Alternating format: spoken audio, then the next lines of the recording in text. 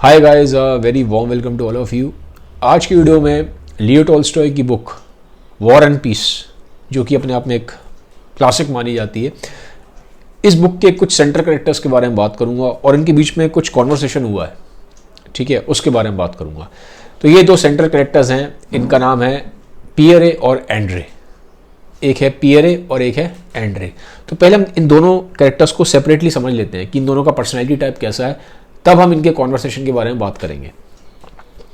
Pierre जो है, Pierre एक इलेजिटिमेट चाइल्ड है, बट जो उनके फादर होते हैं वो बहुत वेल्दी होते हैं, ठीक है, और वो उनको बाहर भेजते हैं यूरोप पढ़ने के लिए। तो यूरोप से पढ़ के आते हैं और इन पे जो यूरोप में इन्होंने सीखा है, यूरोप के कल्चर का बहुत ज़्यादा इम्पैक्ट होता है। अब है क्या, कहानी में स्टार्टिंग में एक पार्टी हो रही है और उस पार्टी में मोस्टली सारे रशियंस हैं, और ये उस टाइम पीरियड की बात है जब फ्रांस का जो एम्परर था नेपोलियन बोनापार्ट, वो रशिया पे अटैक करता है। तो ऑब्वियसली सारे रशियंस वहाँ पे इकट्ठे हुए हैं और वो नेपोलियन को अच्छा नहीं मानते, उसकी बुराई करते हैं, क्योंकि ऑब्वियसली अगर कोई आपकी कंट्री पर अटैक करेगा तो आप उसको खराबी मानेंगे। तो नेपोलियन की वो लोग सारे बुराई कर रहे हैं। बट ये जो पियर है, ये पढ़ के आया बाहर से, ये तो यूरोप से ही पढ़ के आया है, तो ये नेपोलियन को ख़राब नहीं मानता, नेपोलियन को बहुत सपोर्ट करता है, ठीक है। और इस चक्कर में वहाँ पे ना इसका बहुत आर्ग्यूमेंट भी होता है पार्टी में और लोगों से।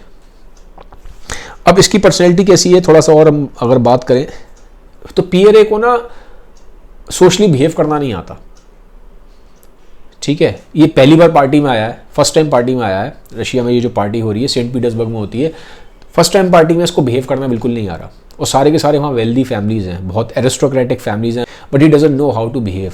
तो बहुत ही सोशली ऑकवर्ड सा लगता है। जो वहाँ पे होस्ट भी होती है, एना नाम की बंदी है, वो होस्ट है पार्टी की, उसको फील होता है कि ये कैसा बंदा मैंने इनवाइट किया है, he doesn't know how to behave. और जहाँ जाता है कुछ ना कुछ आर्ग्यूमेंट स्टार्ट कर देता है, और स्पेशली आर्ग्यूमेंट्स भी ऐसे कर रहा है कि वो लोग सारे के सारे नेपोलियन के अगेंस्ट है और ये नेपोलियन को डिफेंड कर रहा है। अब थोड़ा सा क्या है कि पियरे की पर्सनैलिटी में एक चीज़ और है कि इसने पढ़ाई तो बाहर करी, he is well learned, he is educated, he reads a lot, but he doesn't know what to do with his life. उसको नहीं मालूम है उसको लाइफ में क्या करना है। ही इज़ एम्बिशनलेस, नहीं पता उसको, ना कोई एम्बिशन है ना कोई डायरेक्शन है, कुछ नहीं उसको आइडिया, कुछ नहीं मालूम नहीं है उसको। और इसके लिए बहुत बार ये जो दूसरा कैरेक्टर है एंड्रे, ठीक है, प्रिंस एंड्रे नाम है, ये उसके पास जाएगा, उससे कॉन्वर्सेशन भी करेगा, कहेगा मुझे प्रिंस एंड्रे तुम बताओ कि मैं लाइफ में क्या करूँ, मेरे पास कोई डायरेक्शन नहीं है।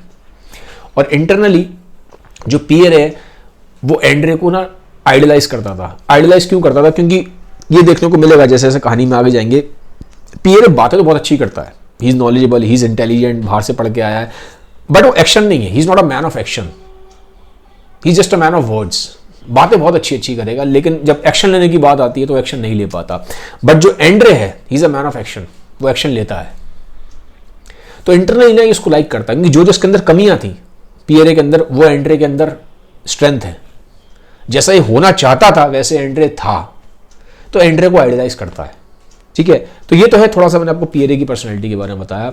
अब जो दूसरे कैरेक्टर हैं एंड्रे, प्रिंस एंड्रे, इनके बारे में बात करेंगे, इनकी पर्सनैलिटी टाइप कैसी है, क्योंकि ये बहुत सेंट्रल कैरेक्टर हैं कहानी में, इनका बहुत बड़ा रोल है, ठीक है।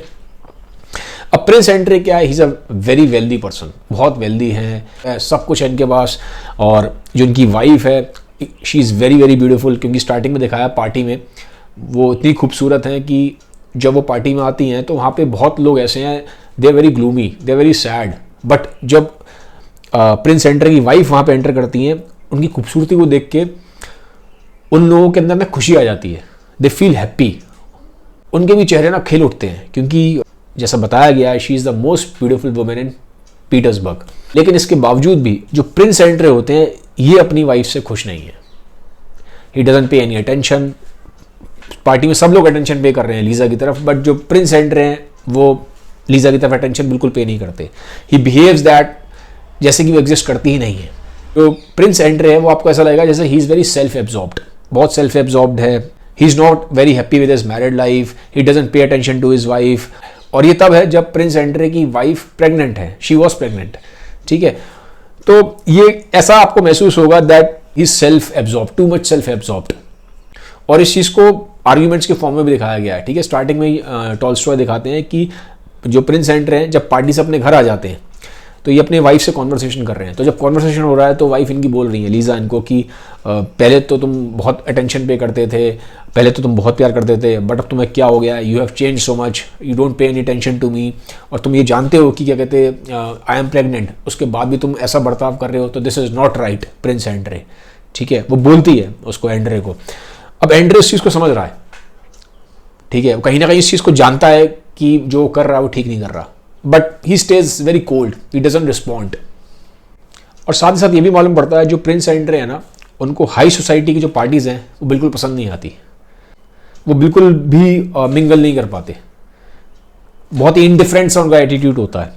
ठीक है, तो वो बाद में बताते भी हैं इसमें स्टोरी में, जब वो डिस्कशन करेंगे पियरे से, कि he says I don't like ये सब पार्टीज़ होती हैं। वो कहते हैं कि ये जो पार्टीज़ हैं सारी, ये सब एक प्रिटेंशन है, सिर्फ एक दिखावा है। ठीक है, तो ये थोड़ा सा मैंने आपको बताया कि प्रिंस एंड्रे का पर्सनैलिटी टाइप कैसा है, पियरे का मैं आपको बता चुका हूँ। अब इनके जो बीच में कॉन्वर्सेशन है इस पर हम बात करेंगे। अब डिस्कशन कैसे में मालूम पड़ता है हमें कि पहली चीज़ तो ये है कि नेपोलियन को लेके दोनों का अपना अपना एक अलग पर्सपेक्टिव है। दोनों ही लाइक करते हैं नेपोलियन को, बट रीजंस अलग अलग हैं। रीजंस अलग अलग कैसे हैं? पियरे लाइक क्यों करता है नेपोलियन को? पियरे इसलिए लाइक करता है नेपोलियन को क्योंकि नेपोलियन पियरे की नज़र में एक आइकॉनिक फिगर है फ्रीडम का। वो आइडियलाइज करता है नेपोलियन को। वो कहता है कि नेपोलियन की वजह से फ्रीडम आई है वहाँ पे फ्रांस में, नेपोलियन की वजह से इक्वालिटी आई है फ्रांस में, तो वो नेपोलियन को बहुत आइडियलाइज कर रहा है। अब प्रिंस एंड्रे भी नेपोलियन को लाइक करता है, बट उसका रीजन नेपोलियन को लाइक करने का दूसरा है। उसका रीजन है ग्लोरी। ग्लोरी से कैसे? ग्लोरी इन द सेंस कि उसके मरने के बाद भी उसको याद रखा जाए। ठीक है, इमॉर्टैलिटी। ठीक है, तो वो उसके पास थी नहीं। और जब वो नेपोलियन को देखता था, वो कहता नेपोलियन का तो पूरे यूरोप में नाम हो रहा है, रशिया में नाम हो रहा है। ठीक है, तो उसको लगता था यार इस बंदे के पास ग्लोरी है, इसको तो इसके मरने के बाद भी याद रखा जाएगा। तो कहता है मेरा ऐसा नाम नहीं है, क्योंकि उसके पास वो चीज़ थी नहीं, और जो चीज़ नहीं होती उसकी तरफ इंसान फैसिनेट होता है। तो he was fascinated by glory, तो इसलिए वो नेपोलियन को लाइक कर रहा है। ठीक है, लाइक दोनों कर रहे हैं, पियरे भी कर रहा है, एंड्रे भी कर रहा है, बट रीजंस अलग है नेपोलियन को लाइक करने के। तो हमें मालूम पड़ता है प्रिंस एंड्रे के बारे में that Prince Andre is not happy with his present state. वो ये चीज़ बोलता भी है कि मुझे ऐसा लगता है कि मैं जहाँ पे हूँ, जिस जगह पे हूँ, जिस कंडीशन में हूँ मैं लाइफ की, मुझे ऐसा लगता है कि I am not meant for this place. मैं इस जगह के लिए बना ही नहीं हूँ, मैं किसी और चीज़ के लिए बनाऊँ, मैं किसी शायद ग्लोरी के लिए बनाऊँ, जैसे कि वो बात कर रहा है।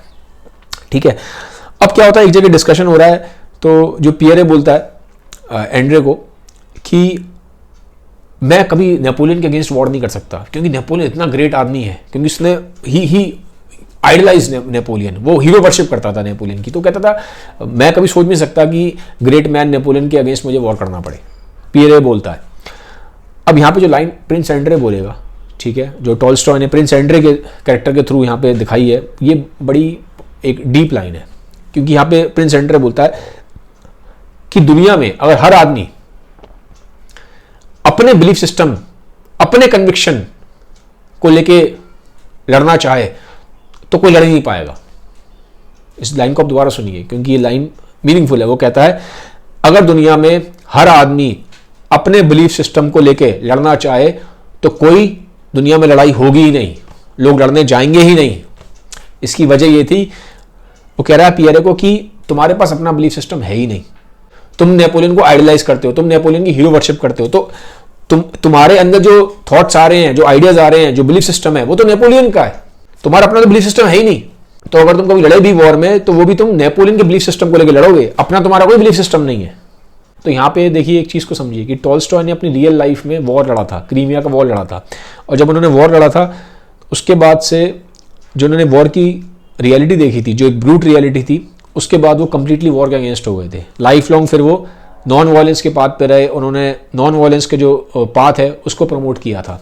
और इन कैरेक्टर्स के थ्रू वो आपको वॉर को लेके कितने डिफरेंट पर्सपेक्टिव्स हो सकते हैं इसको दिखाने की कोशिश कर रहे हैं। अब आगे कहानी में वॉर होता है, ठीक है, रशिया का और फ्रांस का वॉर होता है, और वॉर इन दो जो सेंटर कैरेक्टर्स मैंने आपको बताया, पियरे और एंड्रे, इन दोनों की लाइफ में कैसे चेंजेस लेके आएगा, ठीक है, इसके बारे में मैं आपको आगे के वीडियोस में बताऊंगा।